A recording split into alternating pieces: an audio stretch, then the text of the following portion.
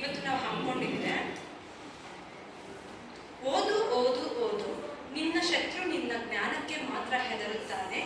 Doctor BR Ambedkar ಹೇಳಿರ್ತಕ್ಕಂಥ ಮಾತಿದು. ನಮ್ಮ ಶತ್ರು ಅತಿಯಾಗಿ ಯಾಕೆ ಹೆದರ್ತಾರೆ ಅಂತಂದ್ರೆ, ನಾವು ಪಡ್ಕೊಂಡಿರ್ತೀವಲ್ಲ ಜ್ಞಾನ, ಅದನ್ನ ನಮ್ಮ ಜ್ಞಾನ ಯಾರು ಸಹ ಕಿತ್ಕೊಳ್ಳೋಕೆ ಸಾಧ್ಯ ಇಲ್ಲ. ಸೊ ಅದಕ್ಕೋಸ್ಕರ ನಾವು ಜ್ಞಾನವಂತರಾಗಿದ್ರೆ ನಮ್ಮ ಶತ್ರುಗಳನ್ನು ಸಹ ನಾವು ಧೈರ್ಯದಿಂದ ಎದುರಿಸ್ಬೋದು ಅಂತ ಹೇಳಲಿಕ್ಕೆ ಇಷ್ಟಪಡ್ತೇನೆ. ಜಗತ್ತಿನ ಸರಿಗಟ್ಟಲಾಗದಂತಹ ಆಯುಧ ಅದೇನಾದ್ರೂ ಒಂದಿದ್ರೆ ಅದು ಜ್ಞಾನ ಆಗಿರುತ್ತೆ. ಮತ್ತೆ ಜ್ಞಾನವು ಶಿಕ್ಷಣದಿಂದ ದೊರೆಯುತ್ತದೆ. ನಾವೇನೋ ಒಂದು ಪಡ್ಕೊಂತೀವಿ ಅಥವಾ ಅತ್ಯಂತ ದೊಡ್ಡದಾಗಿರ್ತಕ್ಕಂಥ ಆಯುಧ ಅನ್ನೋದು ಏನಾರ ಹೊಂದಿದ್ರೆ ಅದು ಜ್ಞಾನ ಆಗಿರುತ್ತೆ ಅಂತ ಡಾಕ್ಟರ್ BR ಅಂಬೇಡ್ಕರ್ ಅವರೇ ಹೇಳಿರ್ತಕ್ಕಂಥದ್ದು.